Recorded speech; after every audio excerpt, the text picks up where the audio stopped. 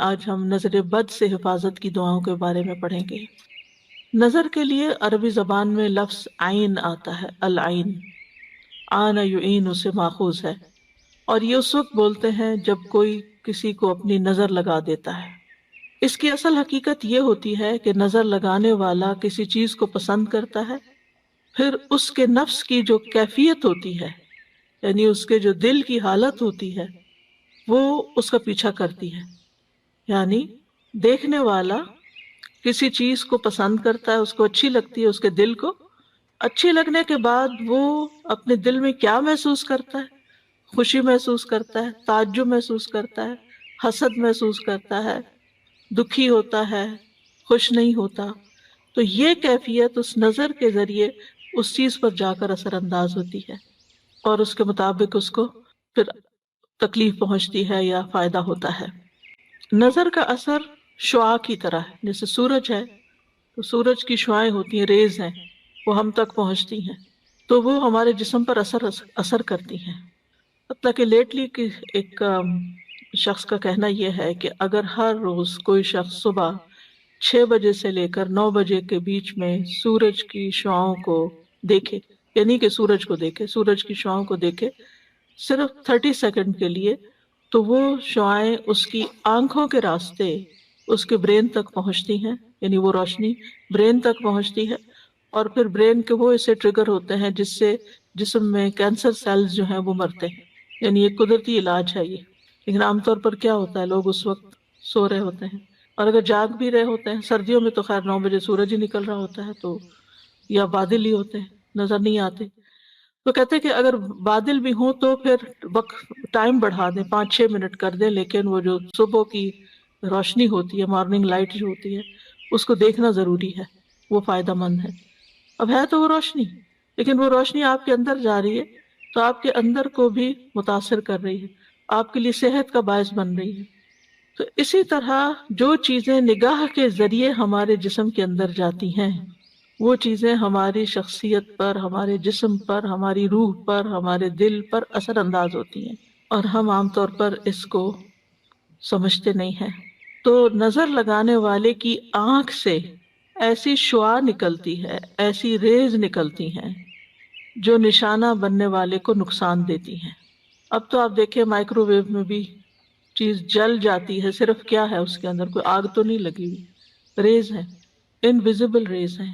اسی طرح پتھروں کو توڑنے کے لیے بھی بعض ریز استعمال ہوتی ہیں، جیسے گال بلیڈر کے جو سٹونز ہوتے ہیں ان کو لیزر کے ذریعے ریموو کیا جاتا ہے۔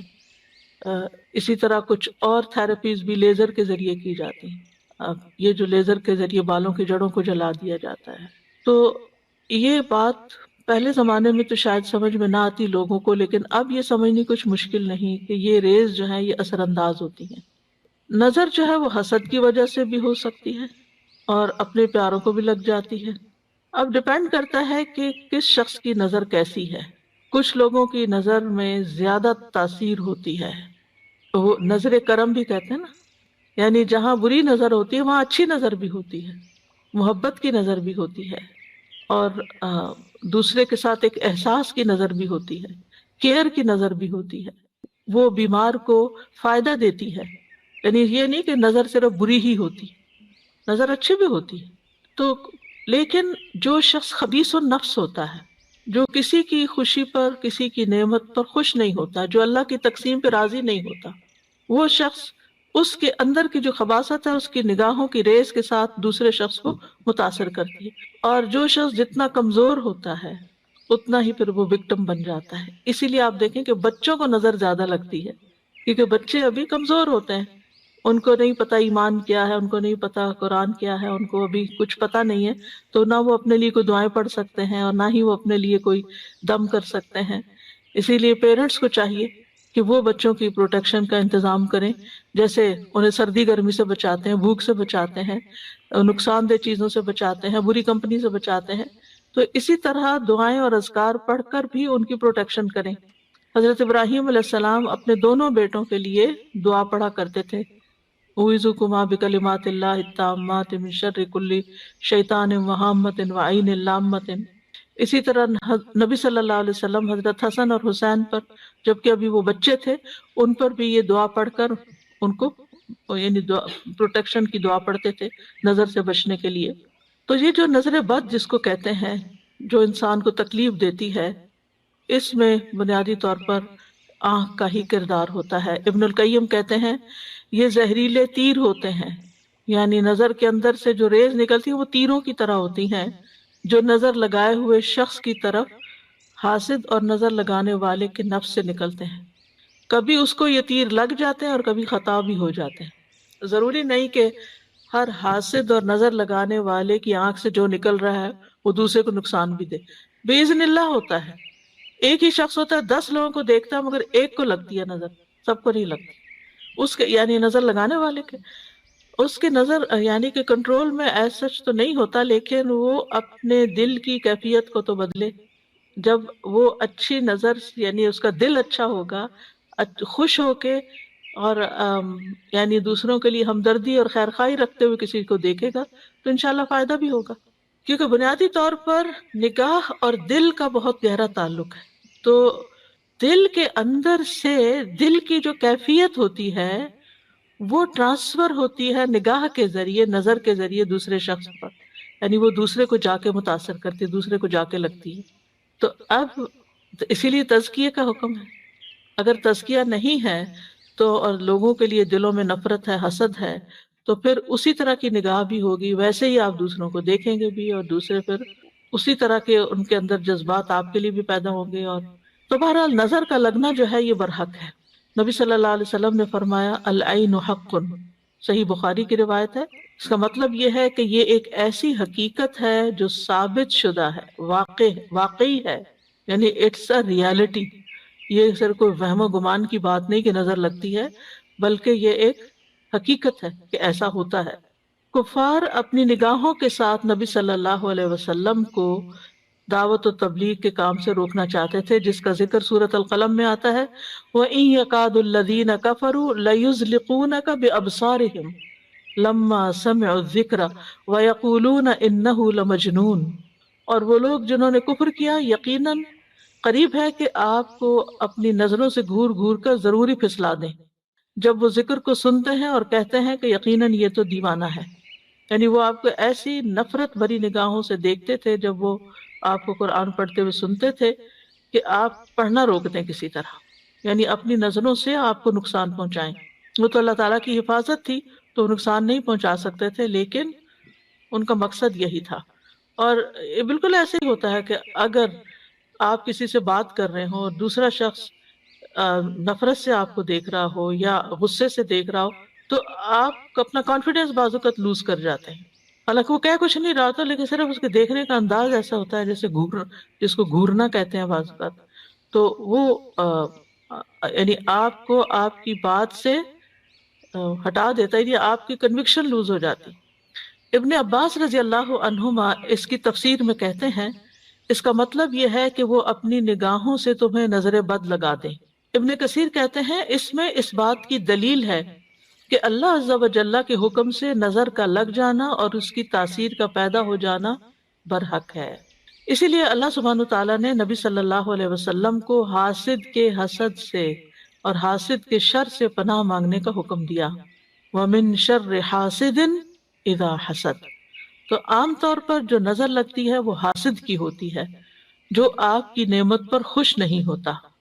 ابن قیم کہتے ہیں نظر بد کو لگانے کا اصل سبب اور بنیاد حسد ہے، اسی لیے بعض اذکار میں من حسد حاسد آتا ہے، یعنی حاسد جب حسد کرتا ہے اور اس کا حسد اس کی نگاہوں سے چھلکتا ہے اور وہ آپ کو تکلیف دیتا، نقصان دیتا ہے، تو اس سے بھی اللہ تعالیٰ محفوظ رکھے۔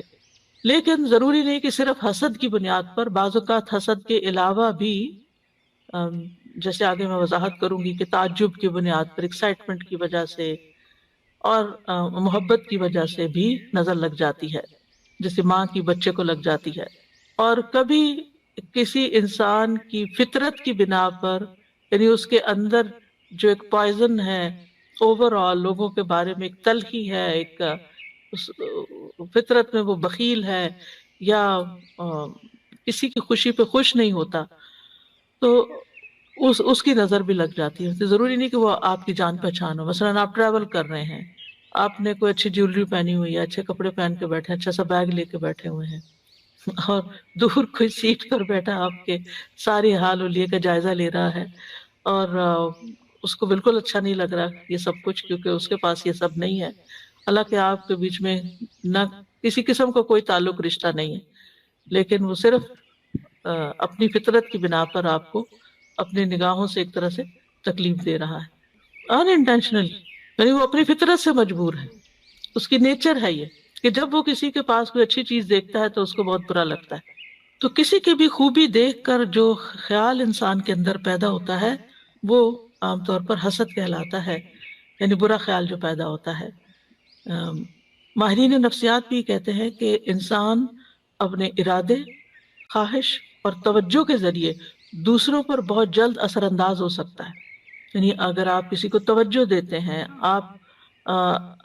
آپ اس کے ساتھ خیر خواہی کرتے ہیں، آپ اس کو کسی خاص ڈھنگ پر لانے کا ارادہ کر لیتے ہیں، مثلا اپنے بچوں ہی کے معاملے میں کہ اس کی تربیت کرنی ہے، اس کی یہ بری عادت ٹھیک کرنی ہے، یہ اس کے اندر یہ چیز ڈالنی ہے، تو آپ کا ارادہ ہوتا ہے کہ اس کو یہ پڑھا کے چھوڑنا ہے، اس کو یہ سکھانا ہے، تو وہ چیزیں اثر انداز ہوتی ہیں.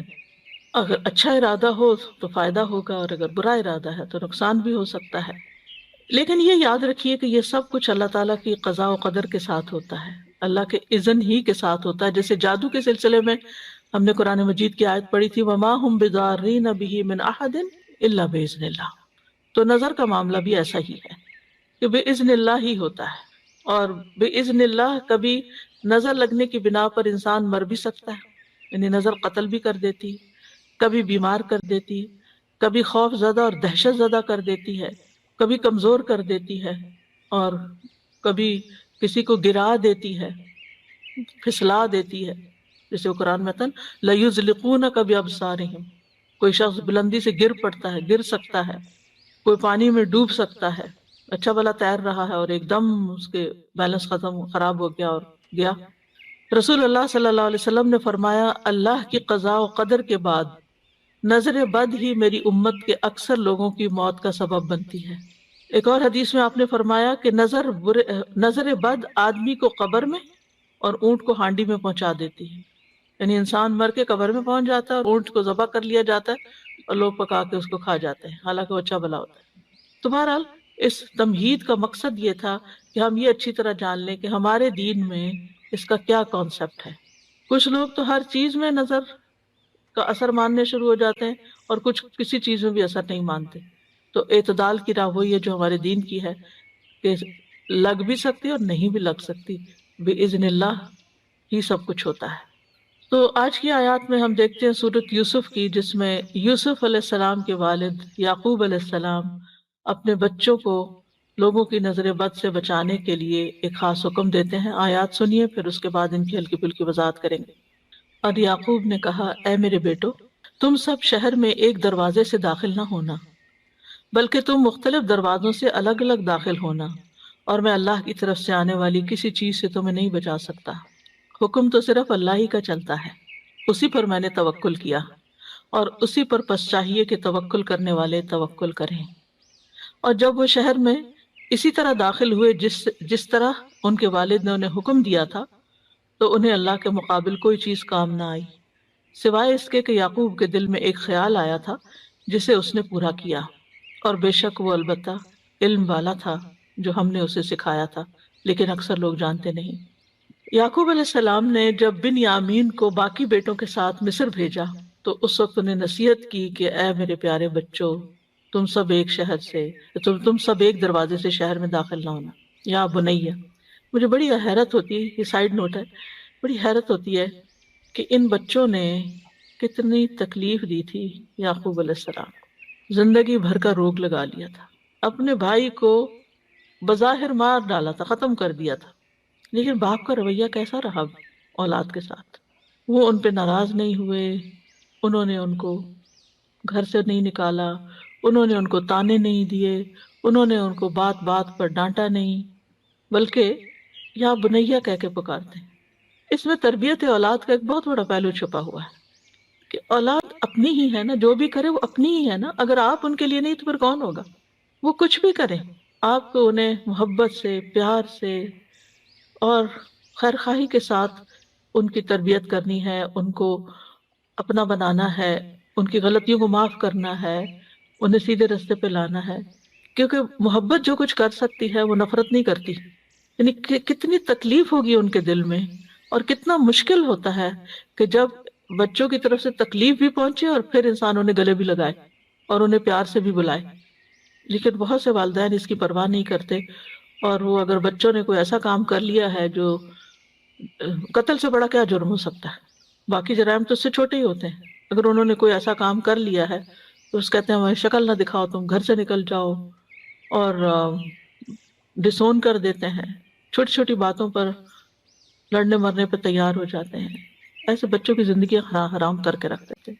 تو بہرحال کہتے ہیں میرے پیارے بچوں، تم سب ایک دروازے سے شہر میں نہ جانا، اور انہیں پروٹیکٹ کرنے کے لیے سفر کرنے کا طریقہ بتا رہے ہیں، بلکہ مصر میں مختلف دروازوں سے ایک ایک دو دو کر کے داخل ہونا، تاکہ تم لوگوں کی نگاہ میں نہ ہو، تمہیں بری نظر نہ لگے، کیونکہ آپ کو پتہ ہے کہ فلسطین کے لوگ ویسے بھی کتنے خوبصورت ہوتے ہیں، اور پھر وہ سارے جوان لڑکے اور وہ سارے کے سارے ایک گروپ بن کے اگر ایک ہی جیسی شکلوں جیسے وہ داخل ہو رہے ہوں تو کوئی بھی دیکھے گا تو جو نظر معجب ہوتی، تعجب والی، حیرانگی والی، خوشی والی، وہ ان کو نقصان دے سکتی ہے۔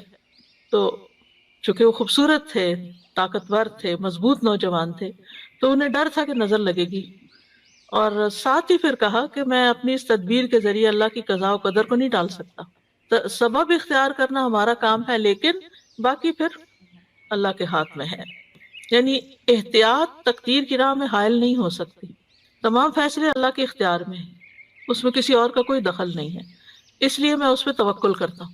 تو ایسے تمام معاملات جن کے معاملے میں انسان کا دل چھوٹا ہوتا ہے، خوف ہوتا ہے، انسان کو چاہیے کہ تدبیر اختیار کرے اور باقی اللہ پہ بھروسہ کرے اور اپنا دل ہلکا کر لے۔ تو کہتے ہیں کہ تمام لوگوں کو بھی صرف اسی پہ بھروسہ کرنا چاہیے، یعنی وہ ساتھ دوسروں کو بھی سبق سکھا رہے ہیں۔ تو بہرحال یوسف علیہ السلام کے بھائی مصر پہنچ کر والد کی نصیحت کے مطابق مختلف دروازوں سے شہر میں داخل ہوئے، لیکن ہوا وہی جس کی کھٹک تھی ان کے دل میں، کہ وہ بنیامین کے ساتھ وہ واقعہ پیش آ گیا، اور بنیامین کو انہیں وہیں چھوڑنا پڑا۔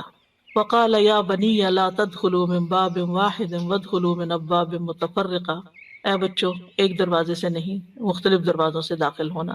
وما اغنی عنکم من اللہ من شیء ان الحکم الا للہ علیہ توکلت وعلیہ فلیتوکل المتوکلون۔ یعنی انسان اپنا مطلوب اور مقصود توکل کے ذریعے ہی حاصل کر سکتا ہے۔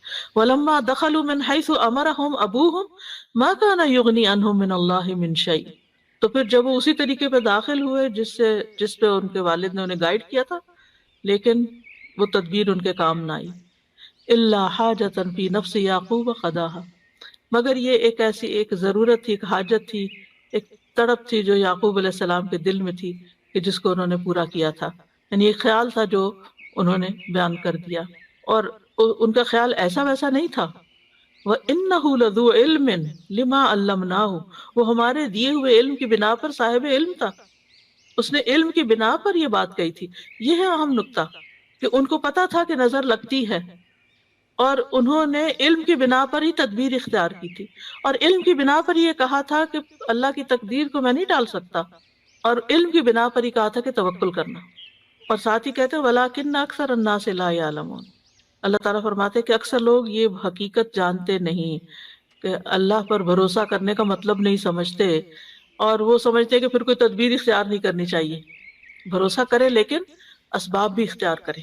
تو ان آیات سے جو بات خاص طور پر پتہ چلتی ہے وہ یہ ہے کہ نظر بد کا وجود ہے، اور اس سے بچنے کے لیے اسباب اختیار کرنے چاہیے، تقدیر پر بھی یقین رکھنا چاہیے، خالص توحید کی طرف توجہ دینی چاہیے۔ وما اغنی عنکم من اللہ من شیء، میں پیغمبر ضرور ہوں لیکن اللہ کے فیصلے میرے ہاتھ میں نہیں ہیں، اللہ کی تقدیر سے میں تمہیں نہیں بچا سکتا۔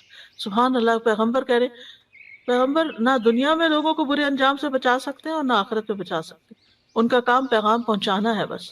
اور زندگی کا ایک اہم اصول ہمیں پتہ چل رہا ہے کہ اگر ہمیں اپنے روزمرہ کی زندگی میں کسی چیز کا خطرہ محسوس ہو رہا ہو تو اس کے بارے میں ہمیں محتاط رہنا چاہیے، لیکن اس کے ساتھ ساتھ زندگی روکی تو نہیں جا سکتی۔ احتیاط کا مطلب سفر روک دینا نہیں ہوتا۔ مثلا آپ کو کہیں پہنچنا ہے اور آپ کو ڈرائیونگ کرنی ہے اور آپ کو ڈر بھی لگتا ہے کہ کہیں ایکسیڈنٹ نہ ہو جائے، تب آپ کو میں احتیاط کر رہی ہوں، گھر میں بیٹھ رہی ہوں کہ ڈرائیو کیا تو ایکسیڈنٹ ہو سکتا ہے، اس لیے میں نہیں نکل رہی. نہیں، آپ احتیاط کریں لیکن اپنا کام بھی کریں اور پھر معاملہ اللہ کے سپرد کر دیں. تو بہرحال یہ تھا نظر بد کے بارے میں قرآن سے جو حکم ہمیں ملتا ہے یا واقعہ ہمیں ملتا ہے. اور اسی طرح جو نبی صلی اللہ علیہ وسلم کے ساتھ کفار معاملہ کر رہے تھے، تو ان ساری باتوں سے یہ پتہ چلتا ہے کہ بہرحال نظر بد کا ایک وجود ہے اور یہ لوگوں پر اثر انداز ہوتی ہے. اب اس کی کچھ قسمیں ہیں. پہلی ہے مخلوق کے اعتبار سے نظر کی اقسام. مخلوق کے اعتبار سے، جس میں انسانوں کی بھی نظر لگتی ہے، جنوں کی بھی لگتی ہے، جانوروں کی بھی لگتی ہے. جی، انسانی نظر، جناتی نظر اور حیوانی نظر. انسانی نظر میں ام سلمہ سے مروی ہے کہ ان کے گھر میں ایک لڑکی دیکھی گئی جس کے چہرے پہ کالے دھبے پڑ گئے تھے. تو نبی صلی اللہ علیہ وسلم نے دیکھ کے فرمایا اس پہ دم کرو کیونکہ اسے نظر لگ گئی ہے، یعنی اس کا رنگ خراب ہو گیا ہے. پھر جنات کی نظر، جیسے انسان نظر لگاتے ہیں ایسے جن بھی انسانوں کو دیکھتے ہیں. انہم یراکم ہوا وقبیلہ، انہم یراکم ہوا وقبیلہ من حیث لا ترونہم. ہم انہیں نہیں دیکھ سکتے، وہ ہمیں دیکھ رہے ہوتے ہیں. اسی لیے جب آپ واش روم جاتے ہیں تو اس وقت بھی دعا پڑھ کے جاتے ہیں، کپڑے بدلتے ہیں، بسم اللہ پڑھ کے بدلتے ہیں تاکہ ان کی نظر آپ کے ننگے جسم پر نہ پڑے. تو یہ جو حدیث ہے نا حضرت ام سلمہ والی، اس میں صفعۃ کا لفظ آتا ہے. صفعۃ کا معنی ہوتا ہے نظرۃ من الجن، جنوں کی نظر، یعنی اس بچی کو جنوں کی نظر لگی ہوئی ہے. یہ تو آپ کو معلوم ہے نا کہ بعض جن انسانوں پہ عاشق ہو جاتے ہیں، ان کے پیچھے پڑ جاتے ہیں، ان کو نقصان دیتے ہیں وغیرہ. تو جن، اس سے پتہ چلتا ہے کہ جنات بھی نظر لگاتے ہیں اور ان کی نظر انسانوں کی نظر سے بھی زیادہ سخت ہوتی ہے. ابو سعید خدری رضی اللہ عنہ کہتے ہیں کہ رسول اللہ صلی اللہ علیہ وسلم جنوں اور انسانوں کی نظر بد سے پناہ مانگا کرتے تھے، یہاں تک کہ معوذتین نازل ہوئی. جب یہ نازل ہوئی تو آپ نے انہیں پڑھنا شروع کر دیا اور ان کے علاوہ باقی چیزیں چھوڑ دی، یعنی نظر کے لیے، حسد، نظر، جادو، سب شر کے بچنے کے لیے. میں سوچتی ہوں ہمارا دین اتنا خوبصورت ہے لیکن مشکل یہ کہ ہم اس پر عمل نہیں کرتے اور مصیبت کا شکار رہتے ہیں. ہم سب جانتے ہیں نا کہ ہر نماز کے بعد معوذتین پڑھنی چاہیے.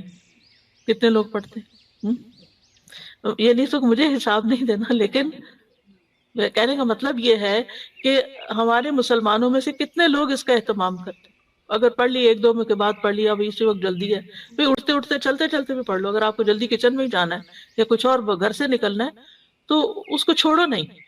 ایک ڈیڑھ منٹ لگتا ہے، کچھ بھی نہیں دیر لگتی. آپ یہ وظیفہ، لوگ بڑے بڑے وظیفے کرتے ہیں، 1000 دفعہ یہ پڑھ لو، 1.25 دفعہ فلاں تسبیح کر لو. آپ صرف یہ وظیفہ پابندی سے کر کے دیکھیں، آپ کے مزاج میں فرق پڑ جائے گا، آپ کے اپنے مزاج میں فرق پڑے گا.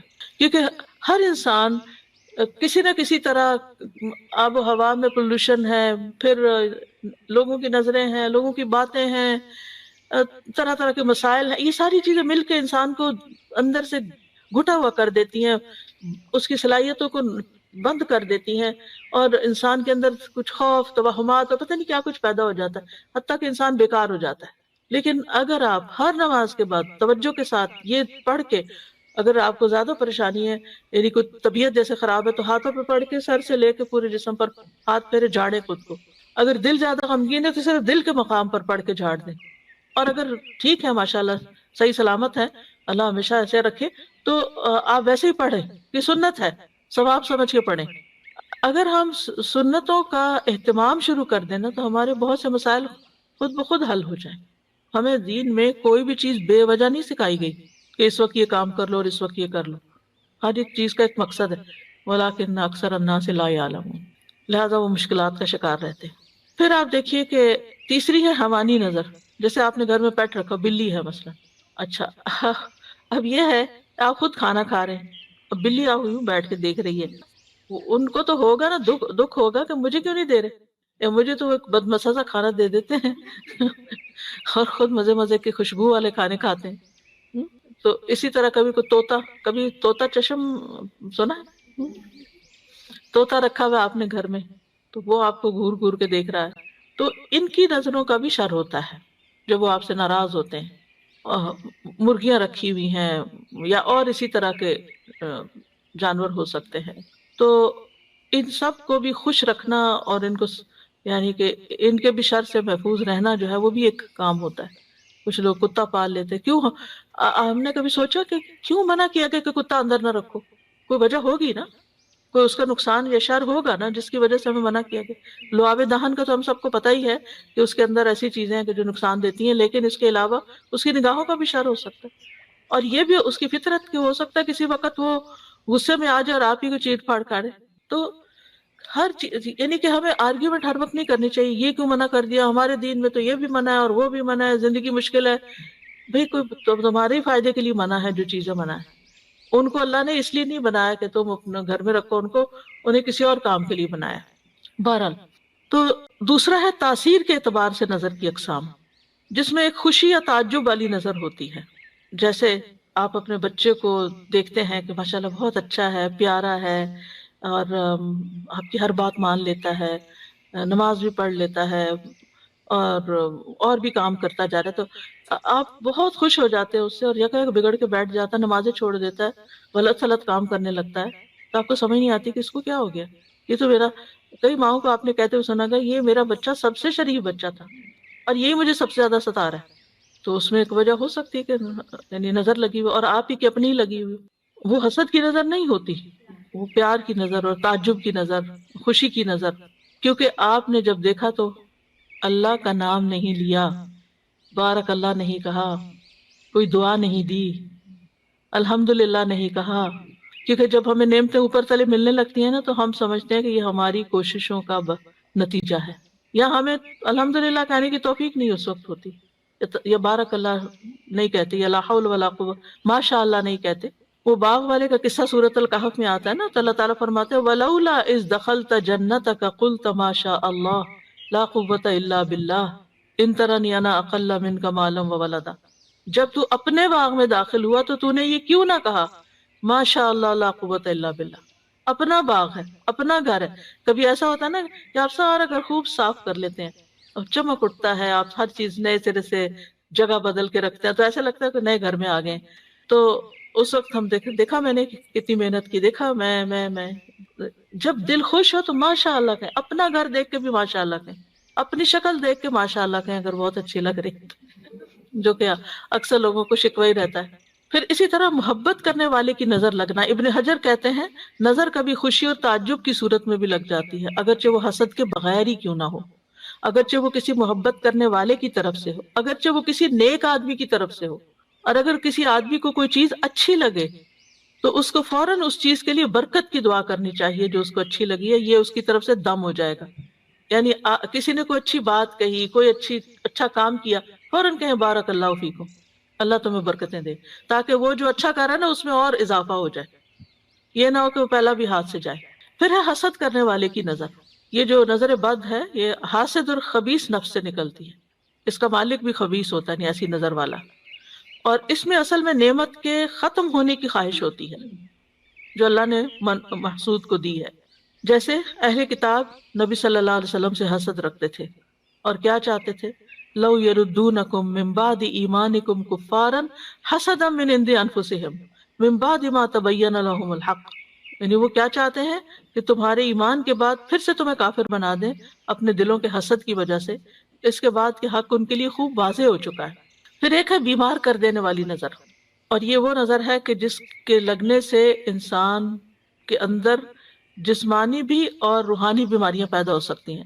نبی صلی اللہ علیہ وسلم نے فرمایا بے شک نظر بد آدمی کو اللہ کے حکم سے دیوانہ کر دیتی، مجنون کر دیتی، نفسیاتی مریض بنا دیتی ہے. پھر ہے العین المعطلہ متلفہ، کسی خاص عضو کو بیکار کر دینے والی نظر. لم یعنی کوئی عضو یعنی جسم کا آرگن، کوئی یعنی کوئی جسم کا حصہ بہت خوبصورت کسی کو لگ رہا ہے اور وہ دیکھتا ہے تو وہ حصہ کام کرنا چھوڑ دیتا ہے، شل ہو جاتا ہے یا بیکار ہو جاتا ہے. پھر آگ والی نظر، مہلک نظر، اور یہ وہ قسم ہے کہ جس کی وجہ سے جس کو لگتی ہے اس کے اوپر فوری شدید ترین اثر ہوتا ہے. اسمائی کہتے ہیں میں نے ایک آدمی کو دیکھا، اس کی نظر بہت کثرت سے لگتی تھی. اس نے کسی گائے کے متعلق سنا کہ اس کو اس کے دودھ کی دھار کا نکلنا اچھا لگا، تو اس نے کہا ان میں سے کون سی گائے ہے؟ تو انہوں نے اس گائے سے توریہ کرتے ہوئے کہا کہ فلاں گائے ہے، کوئی اور گائے بتا دی، وہ دودھ والی نہیں بتائی کہ اس کو نظر نہ لگ جائے۔ ہوا یہ کہ دونوں ہی ہلاک ہو گئی، دودھ والی بھی اور دوسری بھی۔ میں نے اسمائی سے یہ بھی کہتے ہوئے سنا، جب میں کوئی ایسی چیز دیکھتا ہوں جو مجھے اچھی لگتی ہے تو محسوس کرتا ہوں کہ میری آنکھوں سے ایک تپش حرارت نکلتی ہے، آنکھ میری گرم ہو جاتی ہے، اپنی فیلنگ، یعنی کہ ان کو یہ تھا کہ میری نظر لگ جاتی ہے۔ اور تو بعض اوقات کسی کو نہیں پتا کہ اس کی نظر لگتی ہے یا نہیں، لیکن بعض لوگوں کو خود محسوس ہو جاتا ہے کہ دیکھنے کے بعد اس کی آنکھیں جیسے جلن سی ہونے لگتی ہے نا آنکھوں میں، اس طرح کی کیفیت پیدا ہو جاتی ہے۔ اب نظر لگنے کی وجوہات کیا ہوتی ہیں؟ پہلی بات یہ کہ جو کچھ ہوتا ہے اللہ کے حکم سے ہوتا ہے، ان الحکم الا للہ۔ اللہ سبحانہ تعالیٰ نے چونکہ یہ زندگی، یہ دنیا آزمائش کے لیے بنائی ہے، تو جس طرح اور چیزیں کچھ ہمارے لیے بیماری کا باعث بنتی ہیں، وائرسز ہیں، بیکٹیریاز ہیں، جراثیم ہیں، ایسے ہی یہ چیز بھی امتحانوں میں سے ایک امتحان ہے، اللہ کے لشکروں میں سے ایک لشکر ہے۔ پھر اسی طرح یہ یاد رکھنا چاہیے کہ ما اصاب من مصیبت الا باذن اللہ، اللہ کے اذن سے ہی مصیبت آتی ہے۔ پھر یہ کہ یہ تقدیر میں تکلیف لکھی ہوتی ہے، اس کا سبب بن جاتا ہے۔ نبی صلی اللہ علیہ وسلم نے فرمایا نظر لگنا برحق ہے، اگر کوئی چیز تقدیر پر غالب ہوتی تو وہ نظر بد ہے، اگر کوئی چیز تقدیر پر غالب آ سکتی تو وہ نظر بد ہے۔ ایک وجہ یہ بھی ہے کہ انسان کے زندگی میں اذکار اور تلاوت اور اللہ کے نام کی کمی ہوتی ہے۔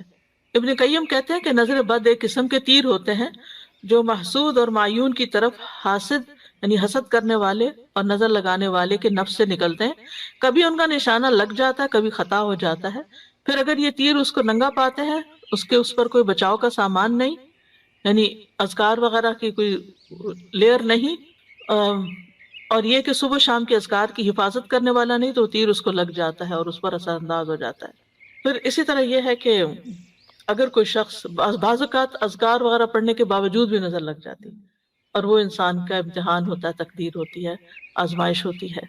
اب اس کی علامات کیا ہوتی ہیں؟ کچھ تو جسمانی عوارض ہوتے ہیں، یعنی بیماریاں ہوتی ہیں، جیسے چہرے پہ دھبے پڑ جانا، وہ حضرت ام سلمہ والی حدیث میں جس بچی کے چہرے پر دھبے تھے سیاہ، تو نبی صلی اللہ علیہ وسلم نے اس کے لیے دم کرنے کا کہا۔ پھر بلا وجہ رونا آتے جانا، جیسے بچے بلا وجہ روتے جاتے، انہیں اٹھا رہے ہیں، بہلا رہے ہیں، کھلا رہے ہیں، پلا رہے ہیں، کچھ دے رہے ہیں، ان کو اثر ہی نہیں۔ اللہ اکبر! شاید آپ کو بھی کبھی یہ واقعہ پیش آیا ہو، بڑا بھی ہو سکتا ہے نا، بے وجہ رونا آتا چلا جاتا ہے، آتا چلا جاتا ہوتا ہے نا۔ جی ابھی تو دم کی باری آئے گی، پہلے وجوہات پتہ کر لیں، علامتیں دیکھ لیں کہ کیا کیا ہوتی ہیں نا، پہچاننا ہوتا ہے۔ پھر بچوں کا کمزور ہو جانا، ہاں یہ جو بچوں کا بلا وجہ روتے جانا، اس کی دلیل یہ ہے کہ ایک مرتبہ نبی صلی اللہ علیہ وسلم تشریف لائے تو ایک بچے کے رونے کی آواز سنی، فرمایا یہ بچہ کیوں رو رہا ہے؟ کیا تم نے اس کو نظر بد کا دم نہیں کروایا؟ یعنی اس کو نظر لگی ہوئی ہے اس لیے رو رہا ہے۔ پھر بچوں کا کمزور ہو جانا، سب کچھ کھا رہے ہیں، پی رہے ہیں، بڑھ ہی نہیں رہے۔ آپ صلی اللہ علیہ وسلم نے اسماء بنت امیس سے کہا کیا بات ہے، میں اپنے بھائی یعنی جعفر کے بیٹوں کے جسموں کو دبلا پتلا دیکھتا ہوں، کیا انہیں فقر و فاقہ رہتا ہے؟ انہوں نے کہا نہیں، بلکہ انہیں نظر بد بہت جلد لگ جاتی ہے۔ آپ نے فرمایا انہیں دم کرو۔ انہوں نے آپ کے سامنے چند کلمات پیش کیے تو آپ نے فرمایا انہیں دم کرو، یہ ٹھیک ہے، یہ پڑھ کے دم کر دو۔ پھر اسی طرح نظر کے بعض اوقات گرنا اور پھسلنا، یعنی آپ چل رہے ہیں، ٹھیک ٹھاک چل رہے ہیں، جیسے اس دن کسی بہن نے کہا تھا کہ ان کا پاؤں فریکچر ہو گیا تھا چلتے چلتے، جی، تو یا اسی طرح انسان گر پڑتا چلتے ہوئے، یا اوپر سے پھسل جاتا ہے، یا کوئی بھی ایسی وجہ بھی بن جاتی، یعنی ٹھیک چل رہا ہوتا ہے معاملہ اور اچانک بے وجہ کوئی ایسی مصیبت آ پڑتی ہے۔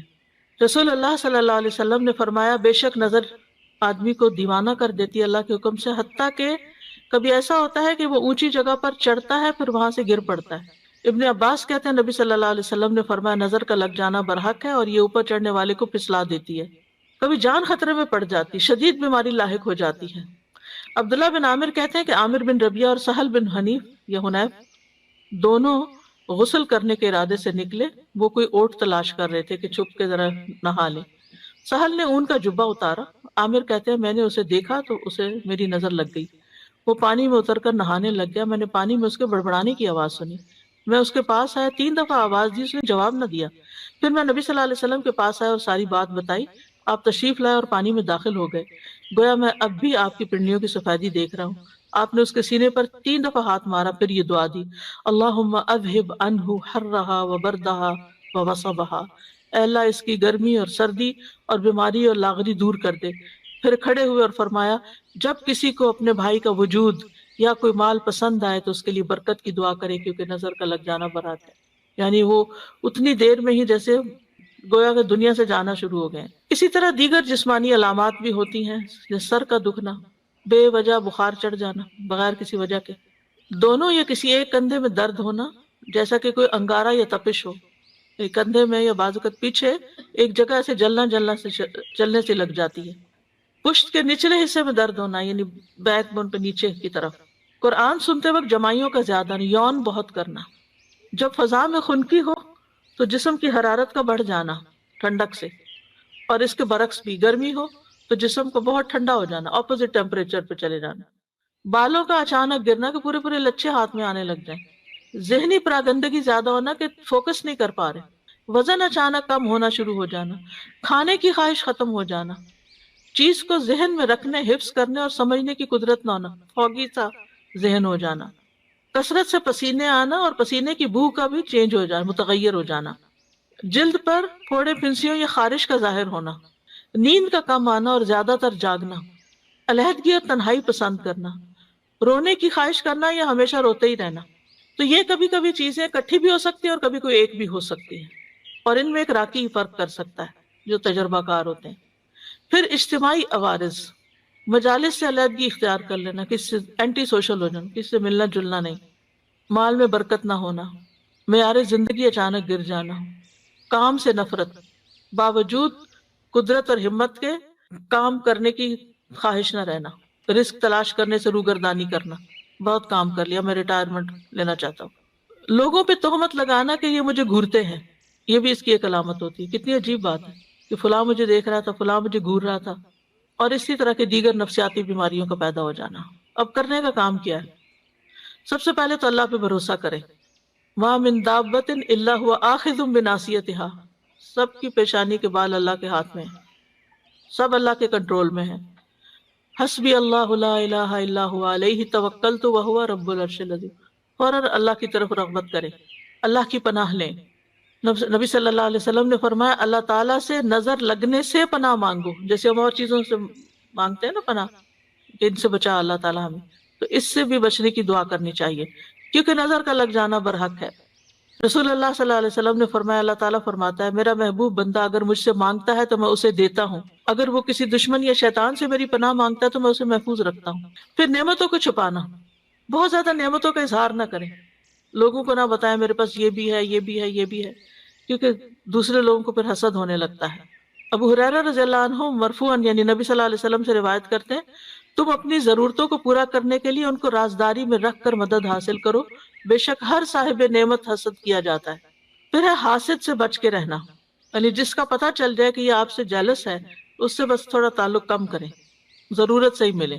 کوئی بھی اچھی چیز دیکھ کر برکت کی دعا دینا، ماشاء اللہ لا قوت الا باللہ پڑھنا، مال کے علاوہ کچھ اور چیز اچھی لگے تو بارک اللہ کا لفظ استعمال کرنا، مال اچھا لگے، گھر اچھا لگے تو ماشاء اللہ لا قوت الا باللہ، لیکن اگر اس کے علاوہ کوئی چیزیں اچھی لگے تو اللہ برکت دے، بارک اللہ فیکم بارک علیکم۔ اسی طرح دنیا کی اگر کوئی چیز بہت اچھی لگ رہی ہے تو آخرت کو یاد کریں، لبیک ان العیش عیش الاخرہ، اصل زندگی تو آخرت کی زندگی ہے، یہ تو ختم ہو جانے والی ہے، اگر کسی کے پاس ہے بھی تو کتنے دن کے لیے۔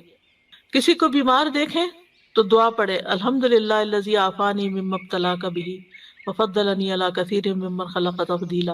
پھر شرکیہ کاموں سے بچنا، نظر اتارنے کے لیے ایسے کام نہیں کرنا کہ جس میں شرک ہو۔ پھر کچھ لوگوں سے بچ کے رہنا جن کے یہ خصائص ہوں، زیادہ وقت نہیں ہے تو پورا ایک ٹاپک بنتا ہے کہ اس کے اوپر بات کرنی چاہیے، یعنی اپنی زندگی میں۔ لیکن کچھ لوگ ایسے ہوتے ہیں جو آپ کے والدین بھی ہو سکتے ہیں، ان میں سے کوئی آپ کے بچے ہو سکتے ہیں، بہن بھائی ہو سکتے ہیں، رشتے نہیں کاٹنے، لیکن ڈسٹنس، محتاط۔ نمبر 1 ایسا شخص بہت شکایتیں کرنے والا، جس کو ہر ایک سے شکایت ہو، اس سے بچ کے رہیں، اس سے دور رہیں، کیونکہ وہ آپ کو بیمار کر دے گا ہر وقت منفی باتیں کر کر کے۔ نمبر 2 عربی میں کہتے ہیں مساس السعادہ، جو آپ کی خوشی کو سک کر لے، خوشیاں سک کر لینے والے۔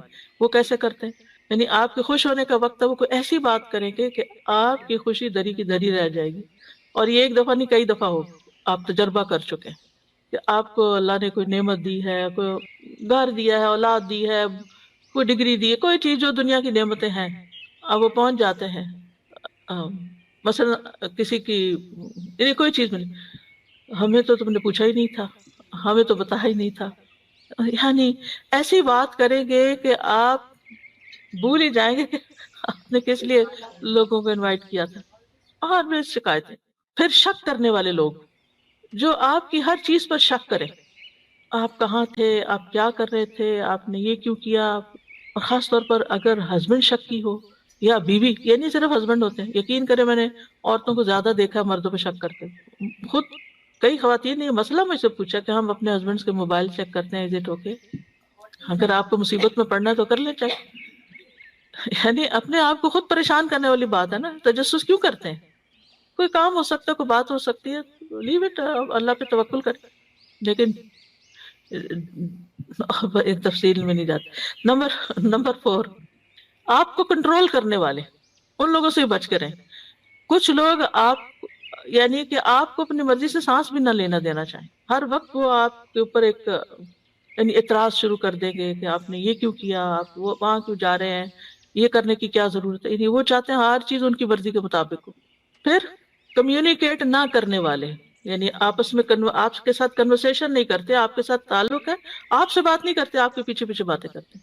یعنی آپ ان سے کوئی بات کرنا چاہتے ہیں، وہ آگے سے کچھ اور، یعنی آپ کچھ کہہ رہے ہیں وہ کچھ اور کہہ رہے ہیں، عجیب تماشا ہے۔ یعنی کوئی یعنی ایسی ڈسپیرٹی ہے کہ نہ آپ کی بات ان کو سمجھ آ رہی، نہ ان کی آپ کو سمجھ آ رہی۔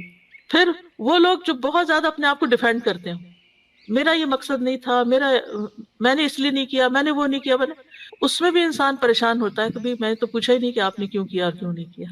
پھر اسی طرح حسد کرنے والے، یعنی جو لوگ آپ سے حسد کرتے ہیں ان سے بھی بچ کر رہیں، یعنی کم ملے ان سے، اپنی نعمتوں کا ان کے سامنے تذکرہ نہ کریں۔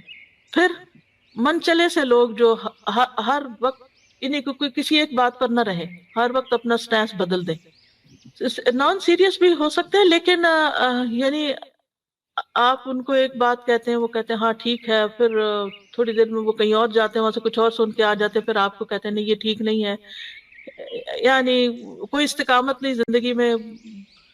آپ ان پہ ٹرسٹ نہیں کر سکتے کہ آپ ان کو کوئی کام دیں گے، کوئی رسپانسبلٹی دیں گے تو وہ کچھ کریں گے، وہ ہاں لیک آف میچورٹی سے ہوتا ہے۔ پھر بخیل، کچھ خرچ نہ کرنا چاہیں۔ پھر ایکسپلائٹرز، آپ کو ایکسپلائٹ کرنے والے، آپ کو جانے بغیر آپ کی غیبت کرنے والے، ایسے لوگوں سے متھا نہ لگائیں، نہ آپ سے ملے، یا کسی کو جانے بغیر، مثلا نہ آپ کسی پولیٹیشین کو جانتے ہیں، نہ آپ کبھی اس سے ملے ہیں، نہ آپ کو کوئی حقیقت پتہ ہے، آپ جھوٹے پروپیگنڈے سن کے آپ بھی ساتھ شامل ہو جاتے ہیں، فلاں چور ہے، فلاں ایسا، فلاں ویسا۔ یہ آپ نے کون سی چیز دیکھی تھی، آپ کی آنکھوں نے دیکھی تھی یا کانوں نے اس کے منہ سے کچھ سنا تھا، فرسٹ ہینڈ انفارمیشن کیا آپ کے پاس؟ اس قسم کے لوگ جو لوگوں کی برائیاں آپ سے آ کے کریں، ان سے بھی بچ کے رہیں۔ تو یہ سارے لوگ کسی نہ کسی طرح آپ کی زندگی کو حرام کر دیتے ہیں، پھر آپ کہیں گے جائیں کہاں؟ کسی نہ کسی درجے، تھوڑی صحیح زیادہ صحیح کرتے ہیں نا کچھ، تو پھر خواہ مخواہ کی یعنی انسان کی زندگی ضائع ہوتی ہے، وقت ضائع ہوتا ہے، صلاحیتیں ضائع ہوتی ہیں۔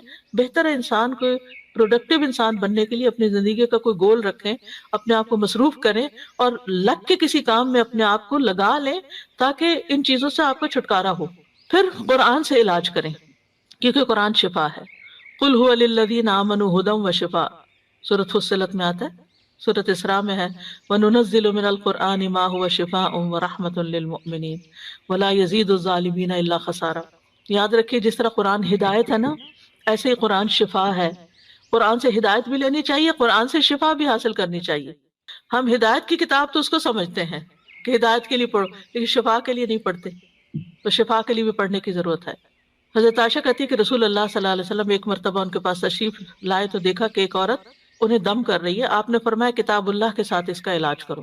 سورۃ فاتحہ سے علاج، وہ جو ایک سردار کو بچھو کاٹ گیا تھا، جس نے مسلمانوں کی مہمانی سے انکار کیا تھا، تو ان کا جو لیڈر تھے انہوں نے ان کو دم کر کے ان کا علاج کیا۔ سورۃ البقرہ کی تلاوت کرنا اور سننا، نبی صلی اللہ علیہ وسلم فرمایا سورۃ البقرہ پڑھا کرو، کیونکہ اس کا پڑھنا باعث برکت اور اس کا چھوڑنا باعث حسرت ہے، اور جادوگر اس کو حاصل کرنے کی طاقت نہیں رکھتے۔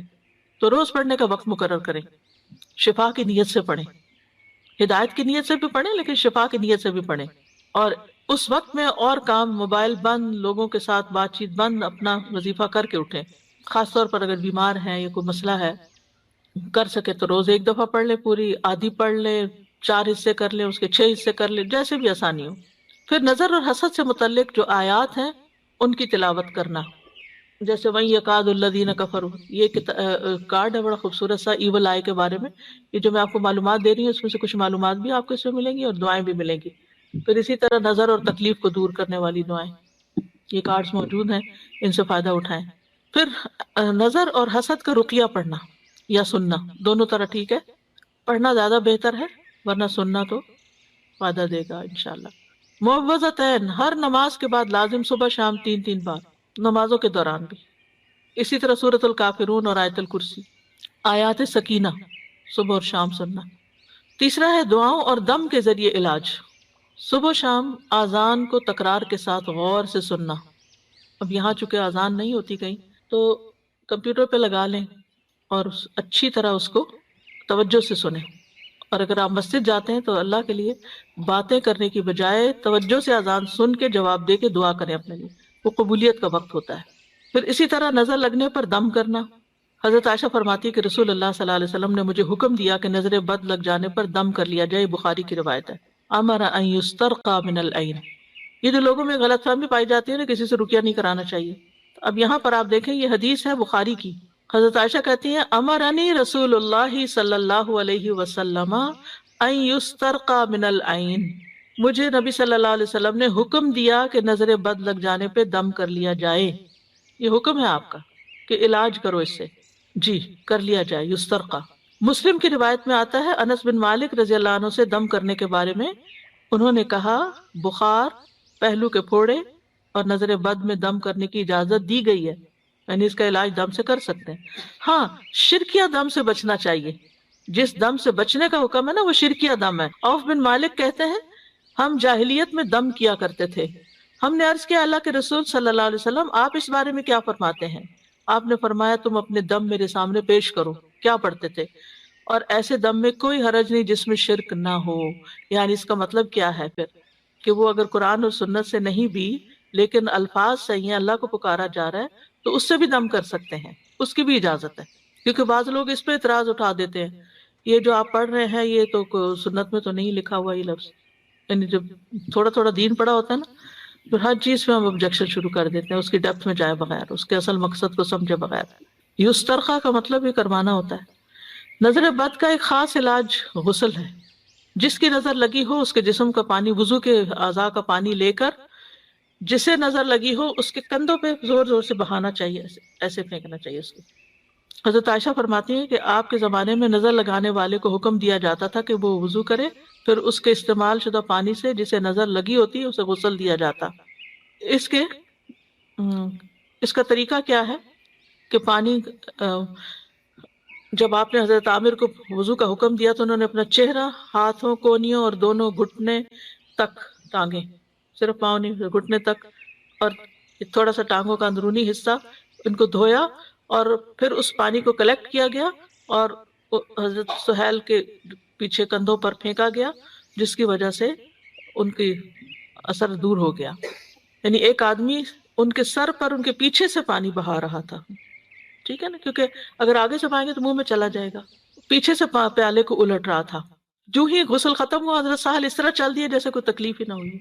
جو ہاتھ دھونے کا حکم ہے نا وضو کی طرح نا، کونیوں تک دھونے ہوتے ہیں ہاتھ، ٹھیک ہے، پاؤں بھی گھٹنوں تک نہیں لگی، پتہ نہیں کس کی لگی ہے تو جس مجلس میں لگی ہے اس کے سارے لوگ ایک پیالے میں پانی کے اندر ہاتھ ڈالیں